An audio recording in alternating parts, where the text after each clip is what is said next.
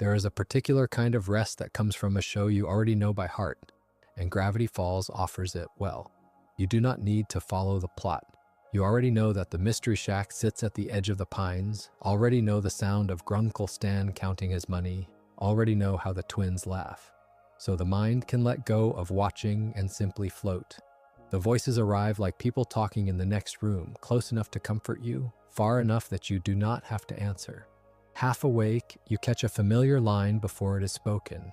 The animation glows somewhere past your eyelids, and in that soft, unguarded place between waking and sleep, the town keeps its shape without you. Tonight is about one man inside that town, and about the quiet shape of his thinking. Stanford Pines is the series' true scholar, and underneath the mystery and the monsters, there is a real philosophy in him, a way of meeting the unknown that is worth turning over slowly. We are going to consider what he believed and what it cost him. Consider a boy born with 6 fingers on each hand in a small town called Glass Shard Beach, learning early that being different draws attention he never asked for. Consider the brother who stood between him and the bullies, and the machine that broke the night before it could carry him to the school of his dreams. Ford does not stop. He finishes his doctorate at Backupsmore years ahead of schedule, then goes north to Gravity Falls, Oregon, and begins to write down everything the ordinary world refuses to explain. 3 journals filling with wonders. Think about what it means to spend your life chasing the thing that first made you feel alone. Welcome to Pine Hat. This is a place to rest and to think gently about a story you already love. So settle in wherever you are. Lower the lights, let your shoulders drop, and let your breathing slow. There is nowhere to be tonight but here, and there is no hurry. We will begin softly, and we will take our time. Some people decide, early and without quite meaning to, that the truth is worth more than comfort. Not more than safety in the abstract, but more than their own safety, their own belonging, their own place at the table. Stanford Pines is that kind of person, and the show that carries his name understands him well enough to show you the exact price of that decision without ever telling you it was wrong. Before we look at a single episode in detail, before we follow him through the town he gave his life to, it helps to sit with the shape of his mind. The lens matters more than any one scene because the same facts read differently depending on what you believe a person owes to the unknown. Consider where he begins. Stanford is born with a birth defect, an extra finger on each hand, a small variation of the body that the world around him treats as a mark. In his hometown of Glass Shard Beach in New Jersey, this makes him a target. Children are cruel in the specific way that finds the one thing you cannot change and returns to it. And Ford learns young that difference is not celebrated but punished. Think about what that does to a mind that is also, quietly, extraordinary. The very hands that set him apart are the hands he will one day use to write, to build, to reach past the edge of the ordinary world. The thing that made him a target becomes, in time, the instrument of his obsession. He is not alone in those early years, and this is the part that will matter most later. His twin brother Stanley is the one who stands up for him, consistently, against the children who mock the 6 fingers. That is worth holding on to because the isolation that defines the adult Ford is not the isolation he was born into. There was a version of his life with a defender in it, a brother who put himself between Ford and the world. Isolation, in his story, is not a fact of nature. It is something that arrives later and something he participates in. The first great rupture is almost absurdly small. Ford builds a perpetual motion machine for a science fair, a device meant to earn him a place at West Coast Tech, the school he has organized his whole young life around.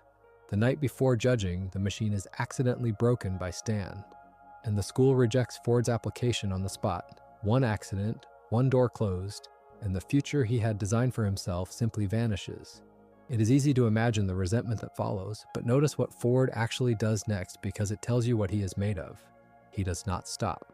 Rejected by his dream school, he enrolls at the lower-ranked Backupsmore University, a name the show clearly enjoys for its shabbiness, and he finishes his doctoral program 3 years ahead of schedule. Sit with that for a moment. Given a lesser stage, he does not perform to the level of the stage.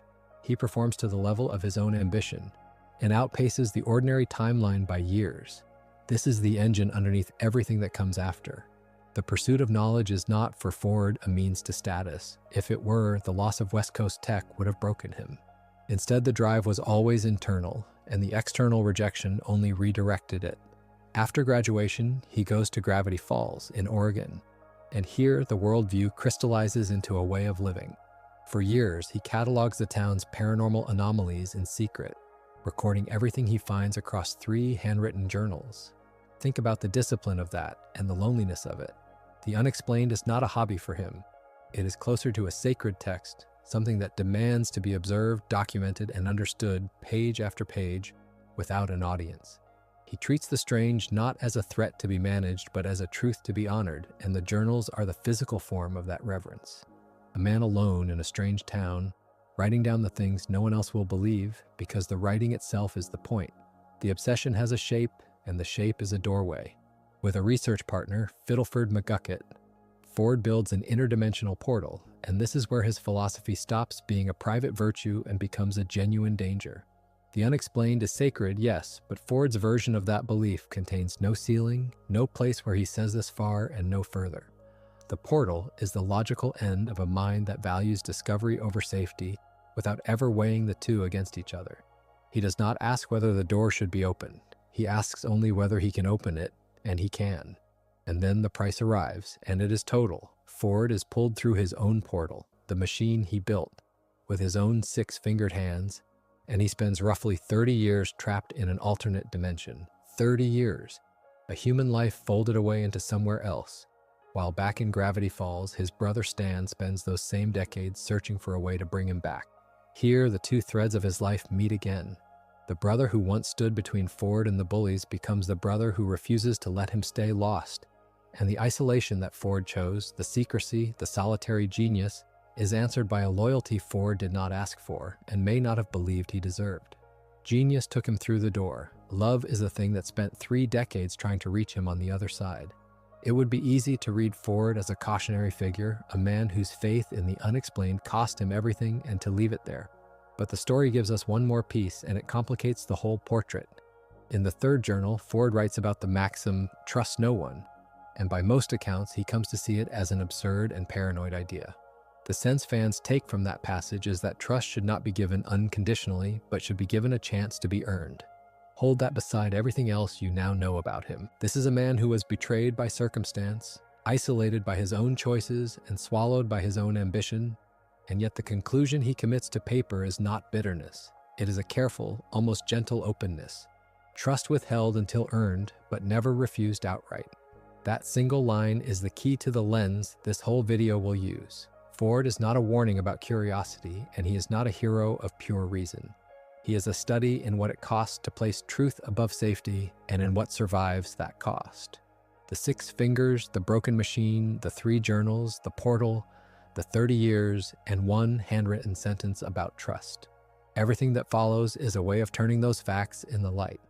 Consider where a philosophy comes from, not the finished shape of it, the version a person can state out loud once they are old, but the raw material, the small pressures of a childhood that harden slowly into a way of seeing the world. Gravity Falls answers that question for Stanford Pines in a single episode of its 2nd season, an episode called A Tale of Two Stans that, by most accounts, first aired on Disney XD sometime in the summer of 2015. It is remembered mostly as the story of 2 brothers and the fight that split them. Watch it instead as an origin, and it becomes something quieter and stranger. It becomes the account of how a boy learns that his mind is the one thing the world will not take from him, and how that lesson curdles over decades into the belief that any price is worth paying for what he can know. The Pines twins are born, as far as fans have managed to piece together from scattered clues in the show, sometime around the turn of the 1950s, in a place called Glass Shard Beach in New Jersey. And even the name of the town carries a small violence in it. Their parents run a pawn shop, a business built on other people's losses, on the objects that people surrender when they have run out of other options. Their father is a stoic man, closed and hard. Their mother works as a phone psychic and is described, without softening, as a pathological liar. Think about the household that produces. One parent who says nothing and one parent who says whatever pays. A home where truth is either withheld or invented for money. Stanford grows up in that pressure, and it is not difficult to see why a boy raised between silence and fabrication might come to trust only the things he can verify for himself. The numbers that do not lie, the machines that either work or do not. There are two of them, and they are not the same. Stanley is a troublemaker who will barely graduate high school. Stanford is a straight A student who competes in science fairs, a boy already organizing his life around achievement, around the proof of his own intelligence. But before any of that separates them, there is a cave. As boys, the two of them find it, hidden under the beach. And inside the cave is a broken ship. They dream of restoring it, of sailing the world together. And the detail matters more than it first appears. The dream is shared. It is a single future that belongs to both of them equally. And the ship is broken, waiting to be made whole. Everything that comes later is the slow discovery that the two brothers want different things from the same life, and that only one of them is willing to leave. The bullying is the first fact of Stanford's separateness, and the episode is unusually direct about it. He is born with an extra digit on either hand, and as a child he is constantly mocked for it. This is the thing that marks him as other before he has done anything at all, before the science fairs, before the ambition. And here the episode gives us the one steady point in the whole childhood. Through all of it, Stanley remains his companion. The brother who barely graduates, the troublemaker, is the one who stands beside him. So the picture that forms is precise. Stanford is set apart from everyone by his hands and joined to exactly one person by loyalty. The world that rejects him and the brother who does not are, for years, the two poles of his entire experience.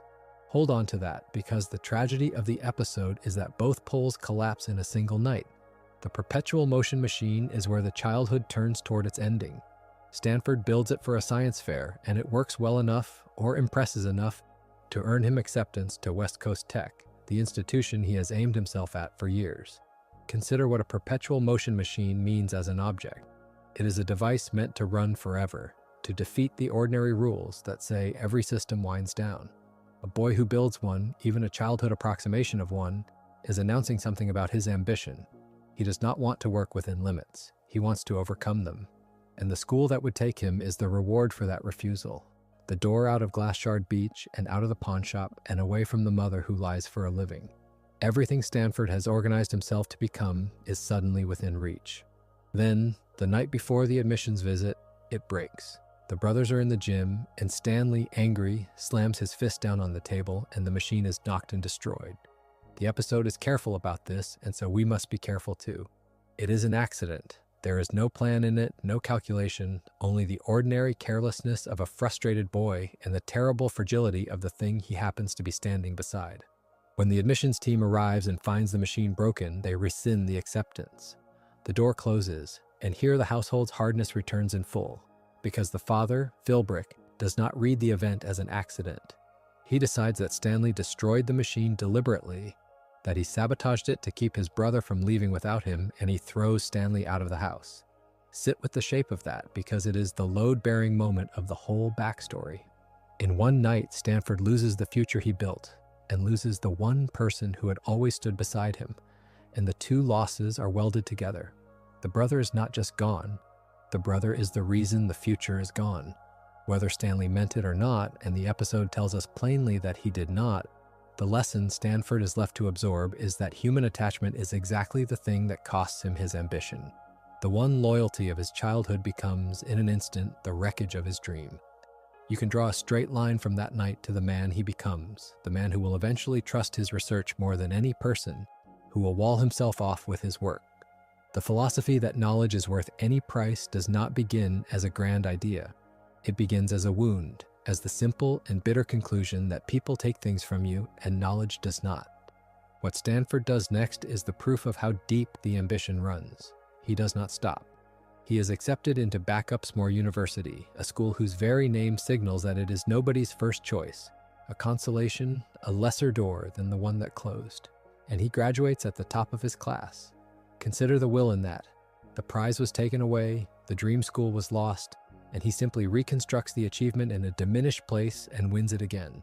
A nationally ranked thesis earns him a grant for scientific research of his own choosing, which means the world of institutions has finally decided to fund the mind it spent his childhood mocking. The 6 fingers that made him a target become, in a sense, the beginning of his vindication. He has turned the thing that set him apart into the instrument of his rise. And then the research turns inward toward the hands themselves. Stanford is intrigued by his own anomalous body, by the 6-fingered hands that marked him, and he begins to study anomalies as a subject. This is the quiet hinge of the whole life. The mark of his difference stops being a source of shame and becomes a question worth answering. He researches anomalies broadly, and his research identifies one place on the map with the highest concentration of them anywhere, a small town called Gravity Falls. In the mid-1970s, he relocates there. Notice that the move is not romantic and it is not accidental. It is the conclusion of a study. He goes to the place the data points to, the way a man who trusts only what he can verify would go. The boy raised between a silent father and a lying mother has built an entire method out of following evidence, and the evidence sends him to Oregon. In Gravity Falls, he settles in and begins the work that will define him. He has locals help him build his house, and even that small detail carries a note worth hearing, because it is one of the last times we see him accept ordinary help from ordinary people before the research closes over his life entirely. And then he begins to record. He documents his findings across 3 journals, and the journals are the physical form of the philosophy this chapter has been tracing. They are knowledge made permanent, set down in ink so that it cannot be taken the way the machine was taken, the way the future was taken. A man who learned as a boy that the world removes what you love, and that only the contents of your own mind stay with you, would of course pour himself into books. The journals are where the wound and the ambition finally become the same thing. They are the record of everything he can know, and they are the place he has chosen to be safe. It is worth staying with how much of the man is already present in the child, because the episode does not moralize about it. It simply lays the facts in order and lets you see the accumulation.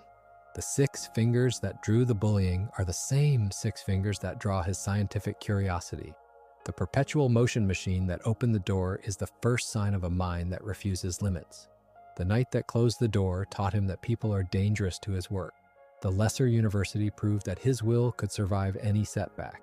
And the research, following its own evidence, delivered him to the exact spot where the anomalies were thickest, where he could finally give his whole self to knowing.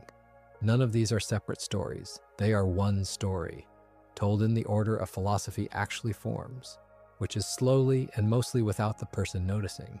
The show, to its credit, does not tell you what to feel about this. It gives you a boy who was mocked for his hands and stood by his brother, and it gives you a man alone in a house in Oregon with 3 journals in a town full of impossible things to study, and it lets you feel the distance between them. Somewhere in that distance is the cost. The belief that knowledge justifies any price sounds. When a person states it plainly, like courage, like the noble stubbornness of a scientist who will not be turned away. Watch where it comes from, and it looks more like grief that never found another shape. Stanford Pines did not choose his philosophy the way a man chooses a coat. He arrived at it, one loss at a time, until the only thing he trusted was the thing no one could take. And by then, he was already the man the rest of the series would have to reckon with. There is a punch that opens everything, and it is worth beginning there because it tells you what kind of story this really is. When Stan finally reactivates the portal after the long labor of that first season, the man who steps out of it does not weep, does not embrace his brother, does not thank the person who spent 30 years trying to bring him home. He swings. The author, the brilliant mind at the center of every mystery in the town, comes back into the world and strikes Stan across the face, blaming him for the enormous risk of turning the machine on again, and blaming him underneath that for the moment long ago that started all of it. That is the register the story is working in. This is not a reunion, it is an accusation that has been waiting decades to be spoken, and it comes from a man who has spent those decades learning in the hardest possible way that his own judgment cannot be trusted. To understand why that mistrust runs so deep, you have to go back to the version of Stanford Pines, who still believed his mind was the safest thing he owned. He was a boy who built a perpetual motion device for a science fair, an object impressive enough to earn him admission to West Coast Tech, the elite college he had set his heart on.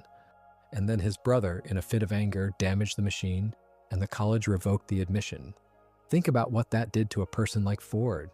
The single object he trusted to carry him upward was broken by someone else's feeling. and the world responded not by understanding but by closing the door. The lesson a person takes from a moment like that is rarely the healthy one. The lesson Ford seems to take is that other people are risk, and that the mind, his mind, is the only reliable engine in the room. He rebuilds anyway. He graduates at the top of his class at Backupsmore University, a lesser school than the one he lost. And he secures a grant for his research, which is to say the establishment finally gives him a fraction of what it once withheld. And with that grant, he goes looking, and in the mid-1970s, he relocates to Gravity Falls, having identified it as the single densest pocket of anomalies on Earth. He begins to document what he finds, filling 3 journals with observations. And here, the story of a wounded man becomes the story of a hungry one. Ford does not simply want to survive his early humiliation. He wants to be proven right on a scale that would make the humiliation retroactively meaningless. The town is not just a research site, it is vindication with a fixed address. The work grows too large for one person, and so he does something that, in hindsight, looks almost like caution. He recruits a college friend, Fiddleford McGucket, whose technical expertise is what finally makes the universal portal possible. For a moment, there are 2 minds on the project, which is exactly the kind of check a man like Ford needs and almost never accepts. And then the portal has its first test run, and the check arrives in the most direct form imaginable. McGucket is very nearly pulled through the gateway itself, dragged toward whatever lies on the other side, and Ford manages to pull him back. But the man who returns is not quite the man who leaned in. McGucket comes out speaking in a backward cipher, and when the words are turned the right way around, they form a warning. When gravity falls and the earth becomes the sky, fear the beast with just one eye. Hold on that line, because it is one of the strangest things in the whole series. A frightened engineer, having brushed against something at the edge of the portal, comes back speaking a prophecy he has no rational way of knowing. The show does not explain how he knows it. It simply lets the warning stand, unheeded, in the exact place where it might have changed everything. And once McGucket recovers enough to think plainly, he does the reasonable thing. He tells Ford the portal is too dangerous, and he urges him to destroy it. He's not asking Ford to slow down. He's asking him to stop, to undo the work, to accept that some doors are not worth the cost of opening them. Ford refuses, and McGucket quits the project. This is the failure point, and it is important to see clearly what kind of failure it is because it is not stupidity. Ford is not a foolish man. He is a man for whom the intellectual reward has become worth more than the warnings of the people closest to him. When his brother's anger cost him a college, the world taught him that other people are obstacles between him and his mind's rightful destination. So when his partner's fear asks him to destroy his masterwork, he hears the same old obstacle in a new voice, and he does what he learned to do a long time ago. He chooses the work. He lets the last person who could have stopped him walk out the door, and he stands alone with a machine that has already tried once to take a man. A man in that position is not strong. He is exposed. He has just severed his only human check. He is deep in a project that has begun to frighten the people around him. And he is more certain than ever that his own brilliance is the thing that will see him through. That is the precise psychological condition into which the Muse arrives. Bill Cipher does not present himself as a monster. He presents himself as recognition. He comes to Ford as a muse, an entity who selects a single brilliant mind in each age to inspire. And the flattery of that framing cannot be overstated for a man told his whole life that he was too much and given too little. The proposal Bill makes is a partnership. He will share knowledge, genuine, useful, otherworldly knowledge, and in exchange, he asks only to be allowed to move freely in and out of Ford's mind. Read that arrangement coldly, and it is horrifying. A being Ford barely understands is asking for unrestricted access to his thoughts, his sleeping hours, the inside of his own head. But Ford does not read it coldly. He reads it as a lonely, ambitious man reads an offer that confirms everything he has ever wanted to believe about himself. And the offer works, at first, exactly as promised, which is the cruelest detail of all. Bill labors over Ford's calculations overnight while Ford sleeps, and Ford wakes to find pages of the work already completed, problems he had been wrestling with resolved in his absence. He writes in the journal that he is overjoyed that his muse was true to his word. Consider how seductive that is. He has finally found a collaborator who never doubts him, never asks him to stop, never leans toward fear the way McGucket did. He has found a partner who only ever gives and who does the very work Ford values most while asking nothing that Ford can yet see the cost of. So he writes the sentence that hangs over the entire series like a verdict. He records in the journal that Bill has proven himself to be one of the friendliest and most trustworthy individuals he has ever encountered. And you already know, watching, that this assessment will be proven catastrophically wrong. That the friendliest individual is the beast with one eye that a terrified man warned him about, in reverse, standing beside the very portal Bill wanted built. The tragedy is not that Ford was deceived. Deception implies he had no way of knowing. The tragedy is that the information was all there.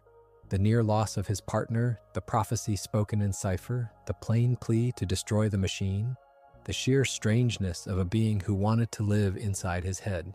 Ford had every warning a person could be given. He chose the knowledge instead, and that choice, made by an intelligent man who trusted his intellect more than he trusted the people trying to protect him, is the hinge on which the whole disaster turns. The punch that opens this chapter, the brother striking the brother, is in some sense the sound of that choice finally coming due, 30 years late, delivered by a man who came back from the other side of his own certainty and found he could not forgive the hunger that sent him there. Consider the first thing a man does when he comes home. Ford Pines steps out of the portal after everything that separated him from this world, and his brother, who has spent his life reaching for exactly this moment, throws his arms around him. What Ford gives back is not gratitude. He gives back a punch. He refuses to thank Stan, blames Stan for reactivating the portal, and names him as the reason he was trapped in the first place. This is the reunion, and it is a blow to the jaw. If you want to understand the philosophy that governs Ford's whole life, you could begin nowhere better than here. In the second his feet touch solid ground again, when the safest thing in the room, his own family, is the first thing he strikes. The show gives Ford a line in this moment that reads like a thesis. He tells Stan, in these exact words, not to expect him to go easy just because they are family. Think about what that sentence assumes. It assumes that family is a category that might otherwise soften him, and that softening is a weakness to be guarded against. Most people would offer the opposite. Most people hold family as the one place where the guard comes down. Ford states, plainly and immediately, that blood buys no leniency from him. The exile did not teach him this. The exile confirmed it. And to see where the conviction was forged, you have to reach back past the portal, back before the town, to a boy at a science fair table. The flashbacks in this episode reach into childhood, and there we meet young Ford, voiced by a different performer for these sequences, a boy defined by a body that does not match other bodies. 12 fingers where the world expects 10. This is the detail the episode plants at the root of everything, because Ford's fascination with anomalies begins with himself. He is his own first specimen. Before he studies the strange, he is the strange, and that fact reroutes a life. The curiosity that will eventually build a machine to breach dimensions starts as a boy looking down at his own hands and asking why he is different, and deciding, somewhere in that asking, that difference is a thing to be investigated rather than hidden. It is a lonely orientation to take toward the world. It positions you always slightly outside it, always observing. And then the science fair. Young Stanley, his brother, in a moment of frustration, slams his fist on the table and destroys Ford's perpetual motion machine, the project meant to carry Ford out and upward. West Coast Tech rejects Ford's admission because of it. Their father, Philbrick, expels Stanley from the house over it. Here is the wound that the rest of Ford's philosophy grows around, and notice how cleanly it teaches a single lesson. Ford builds something precise and self-contained, a machine that theoretically needs nothing outside itself to keep running, and another person's hand breaks it. The dream depends on a brother, and the brother is the one who ends it. You can draw a straight line from that broken machine to the man who steps out of the portal and refuses a hug. The lesson a boy takes from that table is that other people are the variable that ruins the experiment. Rely on no one, and no one can slam their fist down on what you have made. So he leaves, and he becomes a recluse in the making. Ford relocates to Gravity Falls in the middle of the 1970s, drawn there because his research flags it as the place where the strange clusters thickest. This is the boy with 6 fingers grown into the man who has turned his private strangeness into a discipline. He documents what he finds across 3 journals, the same journals that pass through so many hands over the course of the series, and he does this work largely alone in a town he has chosen precisely because it is saturated with the inexplicable. There is something telling in the choice of home. He does not settle where people are, he settles where the anomalies are. The town is a laboratory, and he moves into it the way a scientist moves into a field station, to be near the subject and far from the ordinary world that never quite fit his hands. But the portal is too large for one man, and this is where Ford's self-reliance meets its necessary contradiction. Believing the anomalies come from another dimension, he sets out to build a universal portal to go and see for himself, and he cannot do it alone. He needs Fiddleford McGucket, whose technical expertise is what actually completes the machine. Hold on to that because it matters to the whole argument. The great isolationist requires a collaborator. The man whose deepest principle is that other people break what you build cannot build the most important thing without another person's hands beside his own. Ford's ambition outruns his creed. He wants to reach a dimension no human has touched, and reaching it means trusting someone, at least enough to let them wire the thing together. And then the machine turns on for the first time, and the creed comes roaring back with terrible vindication. During the first test run, McGucket is nearly pulled into the portal. Ford saves him. What comes out of McGucket afterward is not relief. He speaks in backward ciphers, and he delivers the same warning that will hang over everything to come like a bell that will not stop ringing, the one about the beast with a single eye. Then he urges Ford to destroy the portal. Here is the moment where the whole future of the family turns, and it turns on Ford's defining trait. His partner, the one man he trusted enough to work beside, looks into the machine and comes back begging him to end it, and Ford refuses. Stay with that refusal because it is the purest expression of who he is. McGucket is not a stranger. He is the collaborator, the man whose expertise made the portal possible. And he has just seen something in that other dimension that frightened him past the edge of plain speech. Every reason to listen is present, and Ford will not destroy the portal despite the warning, so McGucket quits the project and leaves him. Watch what Ford chooses. Given the direct testimony of the one person he trusted, he trusts himself instead.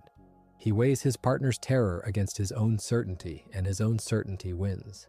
The philosophy that started with a boy studying his own hands has hardened into a man who treats his own judgment as the final court, above the fear of the one collaborator he ever allowed close.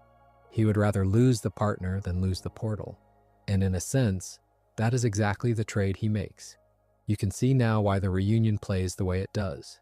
When Ford finally comes back through the machine he refused to destroy, his first question is not about his brother, not about the children standing there, not about the years. His first question is whether anyone else knows about the portal. Security before affection. The perimeter before the embrace. Stan admits that it is just them, and in Stan's words, maybe the entire United States government. And this surprises and angers Ford. Of course it does. To a man whose entire life is organized around controlling who has access to what he has built. The possibility that the secret has leaked to the largest institution imaginable is the deepest kind of violation. He has spent decades treating knowledge as something to be guarded in ciphered journals and hidden machines, and he steps back into the world to learn the guard has failed. The final turn of the knife is quieter, and it comes from the children. Dipper and Mabel ask why the author called Stan by the name Stanley, and Ford overhears. And in overhearing, he realizes what his brother has done. Stan has been living under his identity.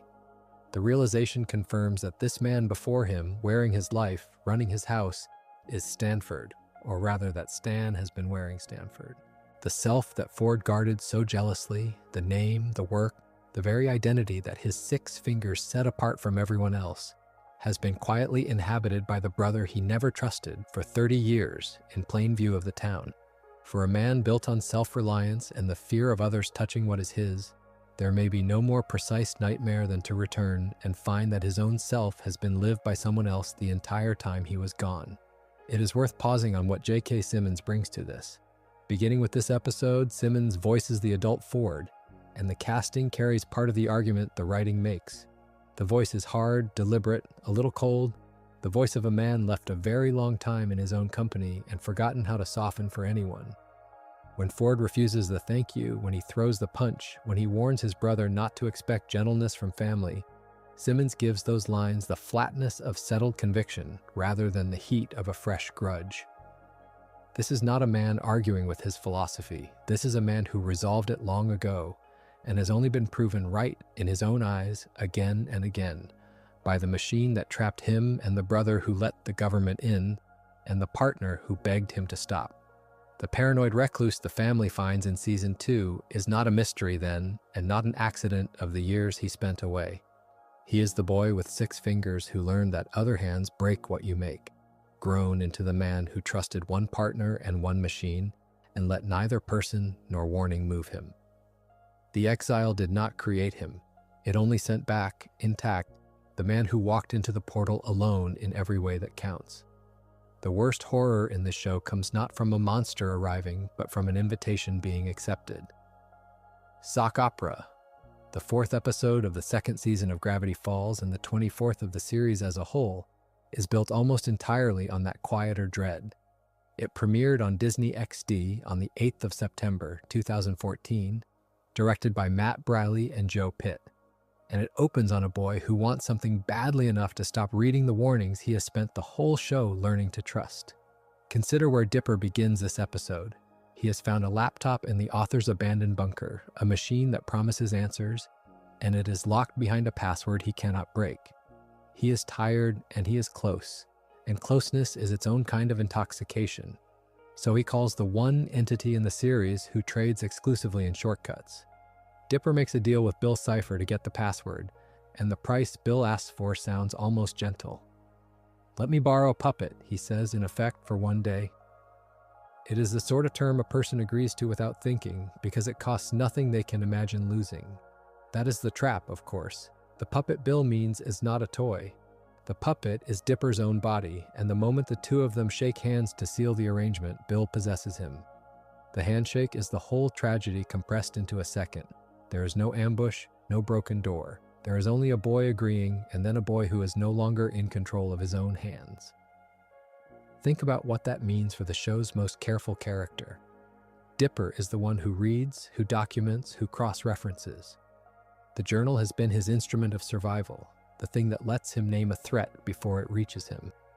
And here he loses himself not to a creature he failed to identify, but to a bargain he chose. The knowledge did not fail him. His patience did. He wanted the answer faster than the journal could give it, and the entity he turned to for speed was the one thing the journal could not fully protect him against, because he opened the door himself. Once inside Dipper's body, Bill does not waste time on spectacle. He states his goal plainly. He intends to destroy Journal 3 so that Dipper can no longer use it against his plans. There is something worth sitting with in that sentence. Bill does not fear Dipper. Bill fears the book. The accumulated pages, the catalog of everything strange and dangerous in the town, the record that turns confusion into a thing that can be countered. To Bill, the journal is the weapon, and Dipper is merely the hand that holds it. So he takes the hand and he goes looking for the weapon to burn it. This is where the episode's structure becomes almost cruel in its cleverness. Mabel has been building something all week, a sock puppet show she has titled Glove Story, a Sock Opera. And Bill, wearing Dipper's face, gets himself cast in it as the Reverend. The role is a piece of cover. It gives him a reason to be backstage, near the props and the clutter and the places a person hides things, and it is backstage that the journal waits. The villain has found the perfect disguise, which is to be the helpful brother, the willing participant, the boy lending a hand to his sister's project.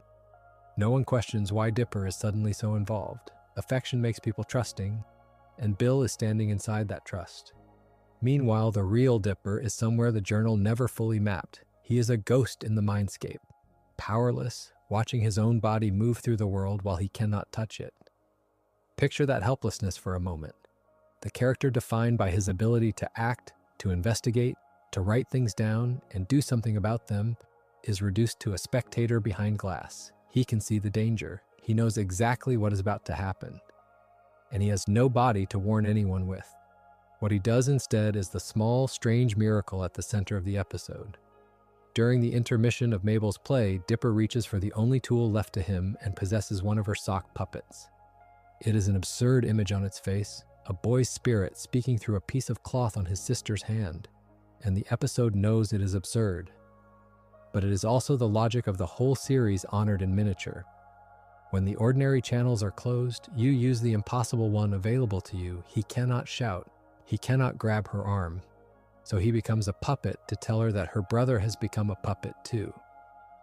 Mabel understands. When the moment comes, she grabs Journal 3 back from the thing wearing her brother's shape, the version of him the fans came to call Bipper, and she pulls it away before he can destroy it.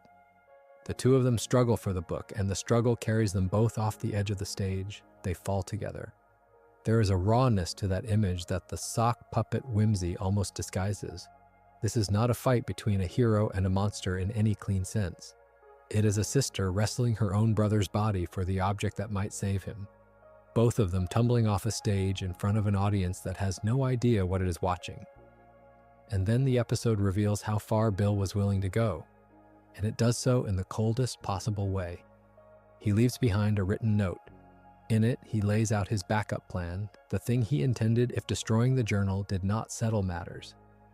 He meant to throw Dipper's possessed body off the water tower so that the people who found it would believe Dipper had taken his own life.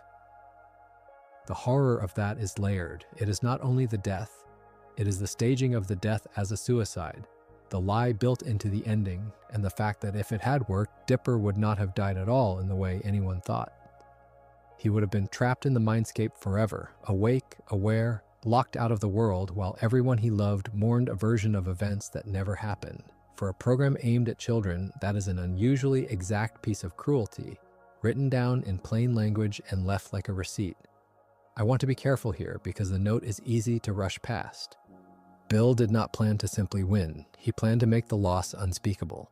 A boy who cannot be found, a grief that can never be corrected, a spirit that outlives its own funeral. The journal, for all its warnings, could not have told Dipper what to do about that because the danger was never a creature to be cataloged. It was a bargain he had already signed. What breaks it is not knowledge at all. It is Mabel, and it is the body's own limits. She ends the possession by tickling Dipper's body relentlessly until his sleep-deprived body simply collapses. Remember how the episode began with a boy too tired and too close to quit. That exhaustion, the price of his own obsessive pursuit, becomes the thing that saves him. Bill can hold the controls, but he is driving a machine that was already running on empty, and when Mabel forces it past what it can bear, it shuts down, and the takeover ends. Dipper returns to himself. The victory is small and physical and unglamorous. No incantation, no page in the journal, just a sister who knows her brother's body well enough to overload it. Set that against the paradox the episode keeps circling. The journal is a record of dangers, written by someone who understood the town well enough to warn about nearly everything in it. And yet the danger that nearly ends Dipper in this episode is one the book could not stop, because the book cannot stop a person from wanting a shortcut. There is a quiet lesson buried in the structure, the kind the story never states aloud. A catalog of warnings is only as useful as the patience of the person reading it. The author, whoever he is, filled those pages precisely so that no one would have to make the deal Dipper made. And Dipper, holding all of that knowledge, made the deal anyway, because knowing that something is dangerous has never once been the same as being unwilling to risk it. That is the tension that gives sock opera its strange weight beneath the puppets and the songs. It looks like a comedy episode, and in many stretches it is. But it is also the episode where the series' central instrument, the journal, becomes the thing the villain wants most, and where the boy who trusted that instrument learns that a trusted book cannot save him from his own choices. Bill wanted to burn the record. What he really understood better than Dipper did was that the record was never the weakness. The hand that holds it is. And a hand, as the handshake at the beginning proved, can always be persuaded to reach out and take the deal. Some men would rather be forgotten than be understood, if being understood meant that the wrong hands might learn the shape of what they knew. Consider the man who wrote the journals. In the Origin episode discussed earlier, which followed Not What He Seems and aired in July of 2015, a flashback shows the author of those journals doing something small and deliberate. He writes 2 words inside the first journal. He writes, in effect, a warning to whoever comes next, and the warning is, trust no one. This is not a slogan scrawled in a moment of fear. It is a governing principle, and everything he does around it obeys the same logic. Think about what that principle actually requires of him. The journals are 3, and together they form a complete set of instructions, a working blueprint for the portal he built. Any one of them alone is incomplete, a fragment that cannot do much harm. So in that same flashback, he hides the 3 journals apart from one another, scattered so that no single person could ever gather them into a whole. This is a man engineering his own knowledge into pieces small enough to be safe. He does not lock the danger away in a vault because a vault can be opened. Instead, he breaks the danger into thirds and puts distance between the thirds. The architecture of secrecy here is not paranoia dressed up as caution. It is caution followed to its farthest and coldest conclusion. And notice who he does not trust with the pieces. He summons his brother Stanley to Gravity Falls, and he summons him for one reason. He wants Journal 1 taken far away and hidden, carried out of town by the one person he is willing to hand it to. He does not give it to Fiddleford McGucket, the research partner who helped him build the very machine at the center of all this. He does not give it to anyone in town. The choice is telling. His research partner knows the science, understands the mechanism, has stood beside him in the work, and precisely for that reason, the partner is the wrong person to hold a piece of the blueprint. Competence is not the qualification here. Distance is. Stanley is chosen not because he understands the journals, but because he can take one and disappear with it, and because he is family, and because the whole point is to keep the complete picture from ever assembling in a single mind. There is a worldview underneath all of this, and it is worth sitting with. To this man, the most important thing in the room is not his own comfort, not his standing, not even his relationship with the brother he calls for help. What matters most is that a dangerous truth stays controlled. Everything else is negotiable. He will spend trust, spend proximity, spend the ordinary intimacy of letting someone know what he knows, and he will spend it in service of containment. When he writes "trust no one," he is not describing a mood. He is describing a budget, and the budget has no line for the warmth of being fully known by another person. Now, the plan does not survive contact with the brother he summoned. The two of them argue, and in the argument, Stanley knocks him backward into the active portal, and he is gone, pulled through the machine he built. What happens on the near side of that portal is its own long story, but the philosophical thread does not break there. It passes strangely into the brother who remains, because the brother inherits the situation the secret created. The deed to the family house is legally in the author's name, in the name Stanford Pines, and so Stanley fakes his own death and takes his brother's identity. He becomes, on paper and in the eyes of the town, the very man who vanished. One brother built a life around hiding knowledge, and the other now hides inside the first brother's name. For 30 years, Stanley holds that cover. He is the man in the shack, the man the town knows, and every night, in secret, he works to bring the portal back to life. He keeps the whole architecture standing. He keeps the secret that was handed to him and adds his own secret on top of it. And he keeps both from everyone, including the great-niece and great-nephew who come to stay with him. Consider what that means for the original author's design. The plan to scatter the journals and trust no one did not simply fail when he fell through the portal. It mutated. It found a new host. The habit of secrecy became so total that it outlived the man who started it, carried forward by a brother who was never supposed to keep secrets at all. This is the piece that makes Not What He Seems land the way it does when you watch it with the author in mind rather than the con man. In that Season 2 episode, credited to the show's regular writing and directing team and first aired in March of 2015 on Disney XD, the countdown reaches 0. Mabel chooses to trust Stan and lets the portal finish its work. A hooded figure with a 6-fingered hand emerges from the machine. Stan tells Dipper and Mabel that this is his long-lost twin brother, and the reveal is enough to make Seuss faint. But watch what the episode withholds. The figure has no name here and no voice. The story refuses to let him speak. J.K. Simmons would not perform the character, later named Stanford Pines, until the following episode. In the moment of his return, the man who spent his life controlling what others were allowed to know is himself reduced to a silhouette and a hand. There is an irony in that framing so precise it feels intentional. The author built his whole life around the management of information, around deciding who gets to see what and when. He split the journals so no one could see the whole. He wrote "trust no one" as instruction rather than warning. And when he finally comes back through the portal, the episode does to him exactly what he did to everyone else. It shows you a fragment. It gives you the hand, the 6 fingers, the outline of a person, and it keeps the name and the voice locked away for another chapter. The camera treats him the way he treated his own knowledge, as something to be doled out in pieces, never the complete picture at once. What I find quietly remarkable about the man revealed through these 2 episodes is that his choices are not evil, and they are not warm either. They sit in a stranger place. He decides, again and again, that the safe handling of a dangerous truth outranks his own reputation, outranks the comfort of his research partner, outranks even the simple trust between brothers.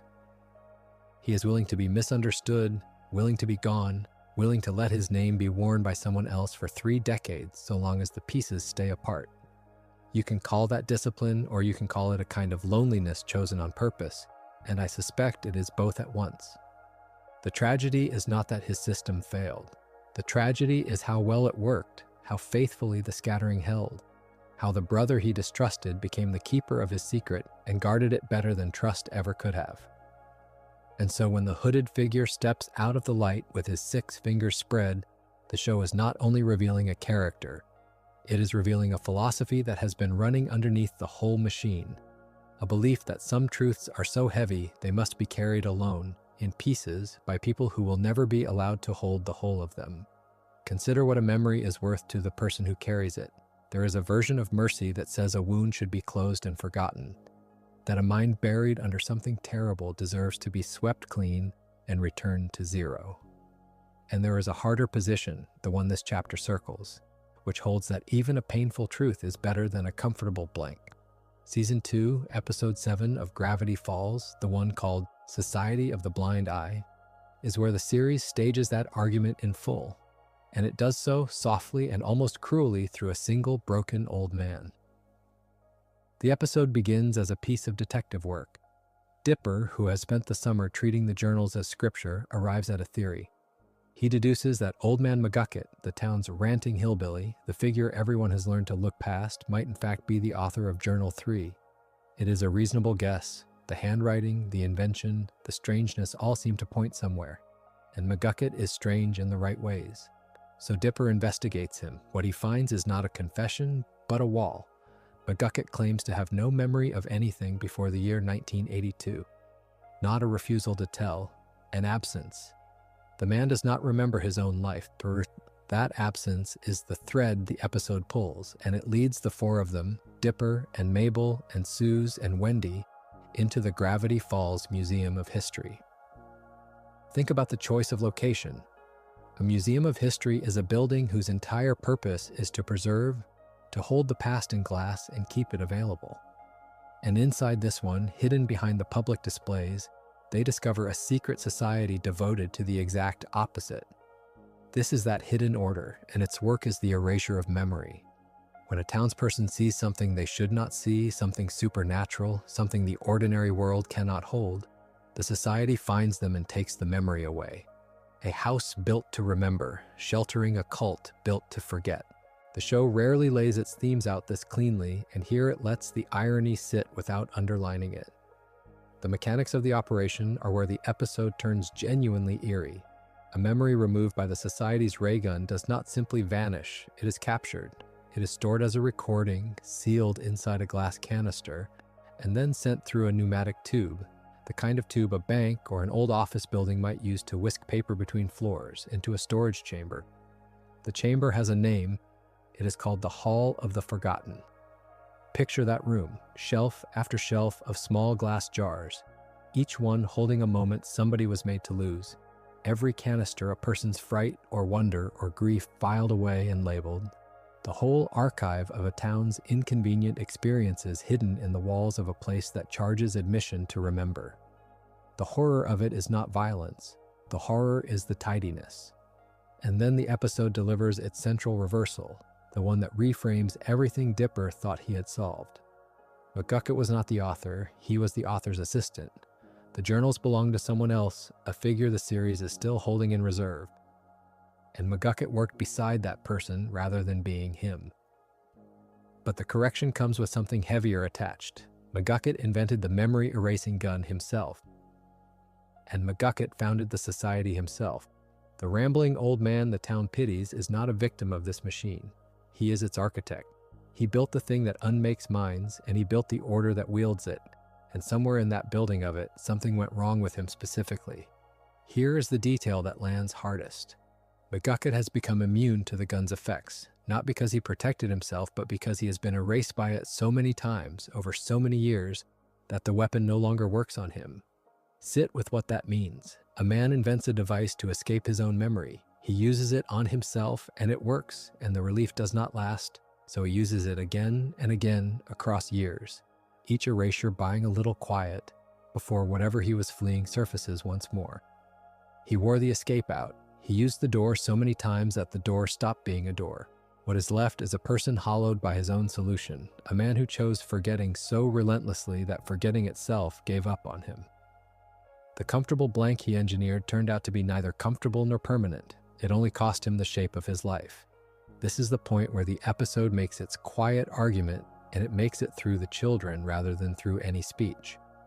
By the end, the kids break up the order entirely. They shut down the operation, the gun, the tube, the whole hidden apparatus in the walls of the museum.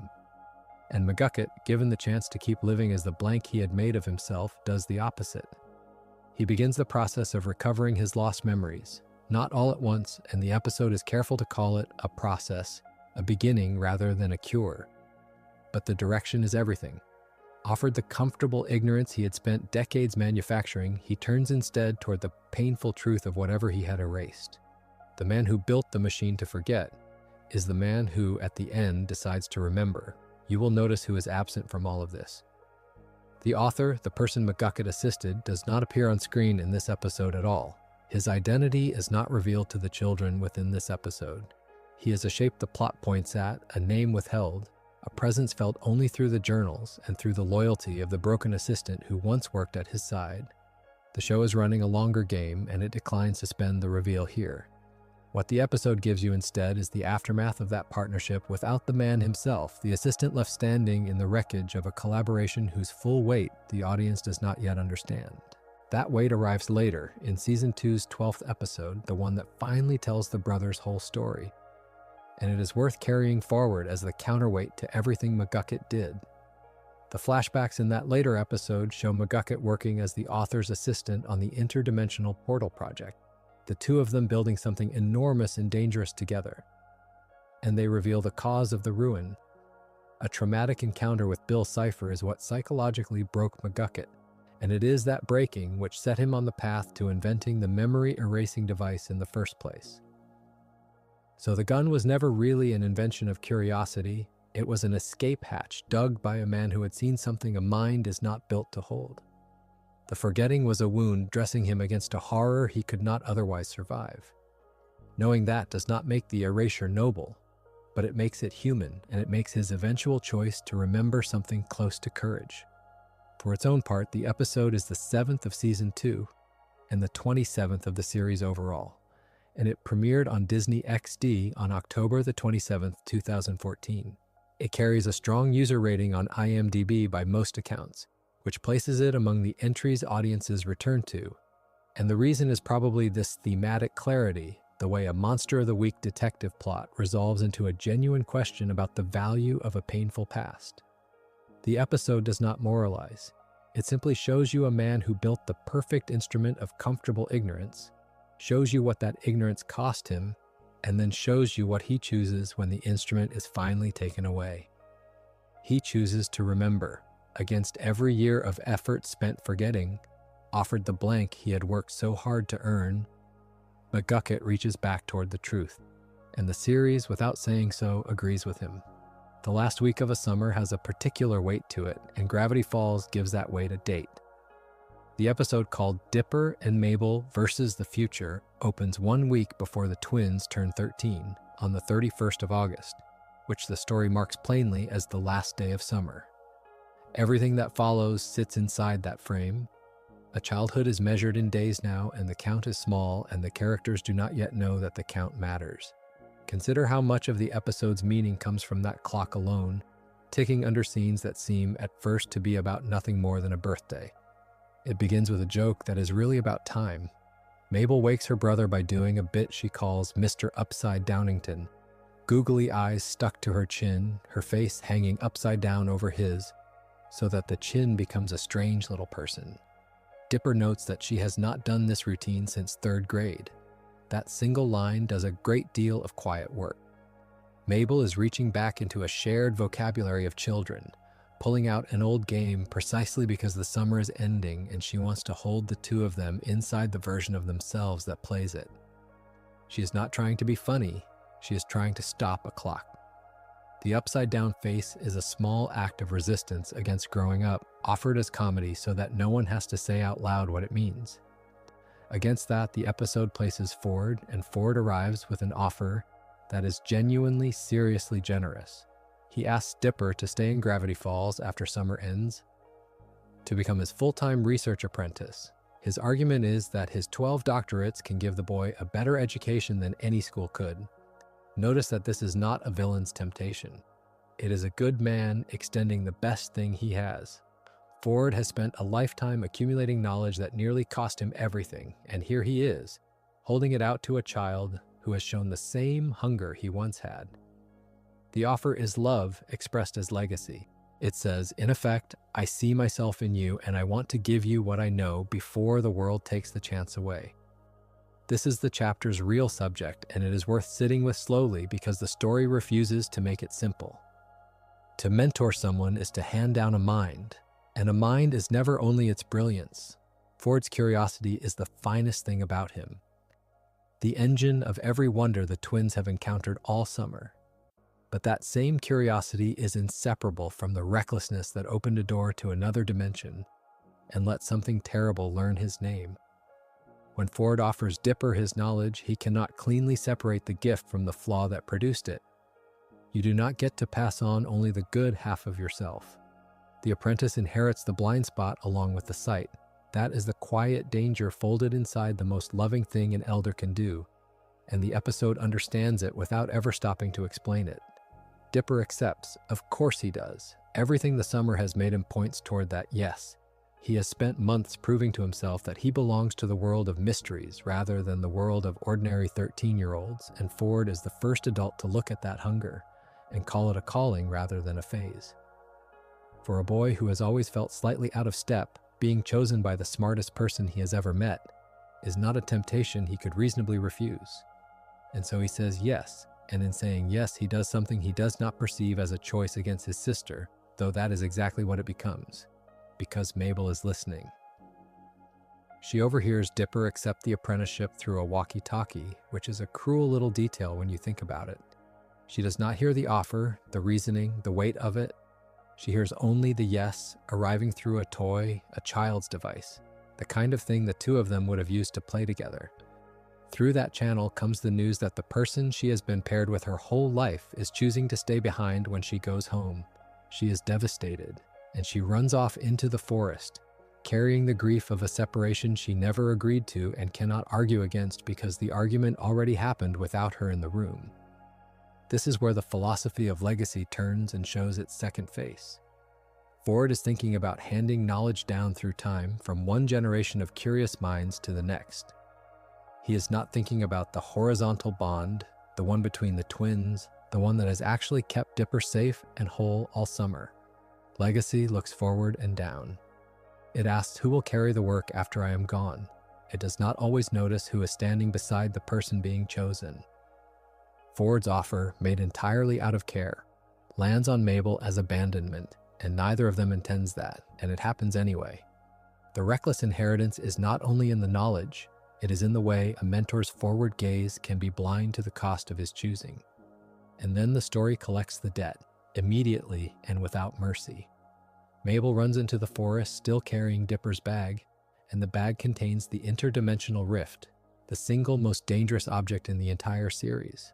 She's not thinking about it, she is thinking about her brother. But she is holding in her grief the exact thing that Ford's whole life of curiosity produced. And in that vulnerable moment, Bill Cipher finds her and tricks her into giving it up. Think about the terrible geometry of that. Ford's curiosity created the rift. Ford's offer sent Mabel running. Mabel, running, carries the rift straight into the hands of the one entity that has been waiting for it. The blind spot in the mentor becomes the wound in the world. The loss of the rift in this episode is the direct trigger for Weirdmageddon, the apocalyptic arc that closes out the series. Everything that burns afterward begins here, not with a battle, not with a grand villainous scheme executed flawlessly, but with a birthday approaching, a mentor's kindness, and a little girl's broken heart. The recklessness that Ford could have passed to Dipper across years of apprenticeship instead detonates in a single afternoon, through the sister no one thought to consider. Legacy, the episode seems to argue, is never handed cleanly from one chosen mind to another. It spills, it reaches people who never signed up to carry it. And the flaws travel faster than the wisdom. There is something almost unbearably honest in how the writers arranged this. The episode is the 17th of Season 2, the 37th of the series overall, and it first aired on Disney XD on the 12th of October, 2015. The episode's story passed through several hands on the series' writing team before it reached the screen, and it was performed as ever by Jason Ritter as Dipper and Kristen Schaal as Mabel.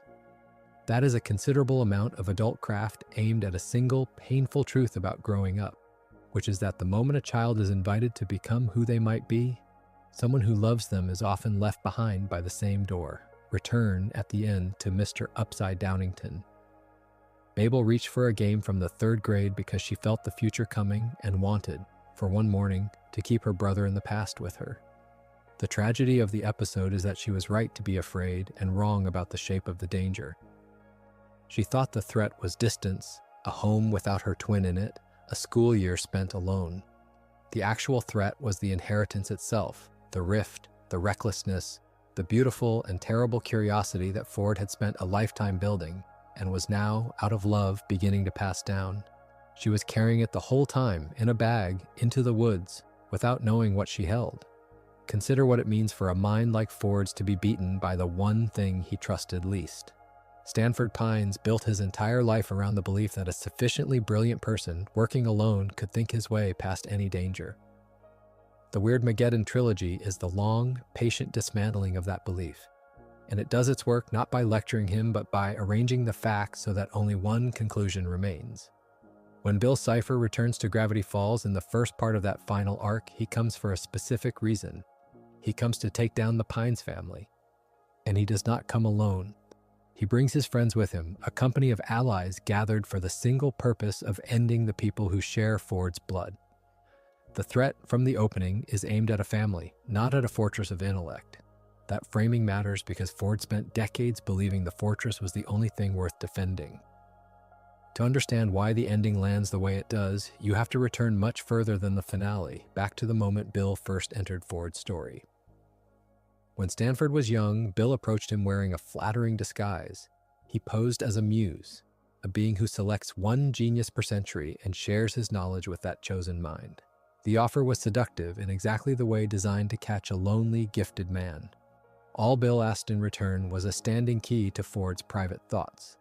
Think about what that request actually was. It was access. It was a standing invitation to inhabit the one place Ford considered most private and most his own.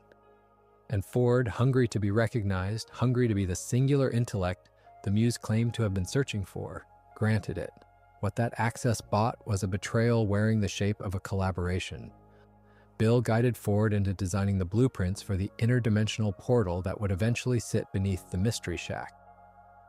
Ford believed he was building one thing, Bill intended another. The portal, in Bill's secret design, was never meant to serve the purpose Ford thought he was working toward.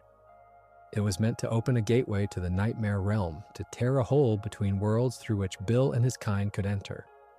Ford's genius was real, his calculations worked, the machine functioned, and every ounce of that brilliance had been quietly aimed at an outcome he did not choose and did not understand, by a partner he had welcomed into his own head. The tragedy is not that Ford was stupid, it is that his intelligence was precisely the surface Bill needed. And intelligence alone gave him no protection against being used. By the time Weirdmageddon arrives, this relationship is not new. Bill had been active in and around Gravity Falls for more than 30 years, a presence dating all the way back to when Ford first summoned him. Let that number land for a moment. More than 30 years. An entire adult life spent in the shadow of a mistake made in youth, a mistake made out of the belief that a great mind deserved a great secret and could handle it privately. Everything that follows in the town, the strangeness, the danger, the eventual collapse of reality itself, traces back through those decades to a single summoning performed by a man who thought he was clever enough to bargain with something older than clever. The show gives Ford the full weight of that history before it gives him any chance at redemption. There is something worth pausing on in the casting because it deepens the character in a way that is easy to overlook when you are half asleep. Ford is voiced throughout Gravity Falls and through this final trilogy by J.K. Simmons. Simmons brings a particular quality to the part, a dry, exact, slightly weary authority. the sound of a man who has always been the smartest voice in the room and has learned to expect that others will defer to him. That vocal confidence is exactly what the story needs, because the arc is about a confident man being proven wrong. When a voice that's certain begins to falter, the falter carries. You believe the certainty, so you believe the crack in it. The crack widens in the final part of the trilogy, the one that aired under the title Weirdmageddon 3, Take Back the Falls. It is here that Ford discovers Bill Cipher's true motives. For decades, Ford had understood Bill as an enemy, but understanding an enemy is not the same as understanding what the enemy actually wants, and the finale draws that distinction sharply. The discovery reframes everything. It tells Ford that his long, private war, fought in isolation with journals and precautions and plans, had been aimed at a target he did not fully see. And it sets up the final confrontation, the one that will decide the ultimate fate of the Pines family and that the story says will demand their greatest sacrifice. Notice the wording that the facts insist on. The fate is the family's fate. The sacrifice is the family's sacrifice. The stakes have been quietly moved off the individual genius and onto the collective he spent his life holding at arm's length. And this is where the story delivers its central argument, not as a speech, but as a plan. And crucially, not as Ford's plan. The scheme that finally traps Bill is an act of improvisation and disguise, the kind of thing Ford's whole temperament tends to distrust. Stan and Ford swap clothes. They pretend to be one another. The trick depends on Bill's certainty about which twin is which, because Bill intends to scan the mind he believes belongs to Ford. When Bill enters that mind, expecting the architect, the planner, the genius he had once chosen as his muse, he finds Stan instead. He walks into the wrong brother. Everything the muse ever wanted, that unguarded access to Ford's head, is turned against him by the simple expedient of two men trading jackets. The most sophisticated adversary in the story is defeated by a con, and a con is Stan's native language, not Ford's. What happens next is where the sacrifice becomes literal. With Bill trapped inside Stan's mind, Ford uses the Shack's memory gun on Stan in the real world.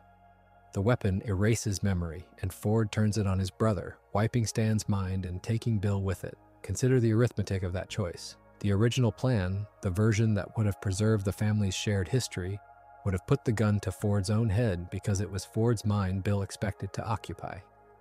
Instead, the brothers swapped, and so it is Stan who is emptied. Ford is the one who pulls the trigger. He erases his brother to save the world, and in doing so, he becomes the direct instrument of the family's greatest loss. The genius does not get to make the clean, calculated sacrifice of himself. He has to survive, whole, and live with having unmade the person who made the plan work. The aftermath refuses to soften this. After the memory wipe, Stan does not recognize his own family. The man who improvised the winning move, who offered up his own mind so that Bill would enter the wrong door, wakes as a blank. He does not know the children he protected.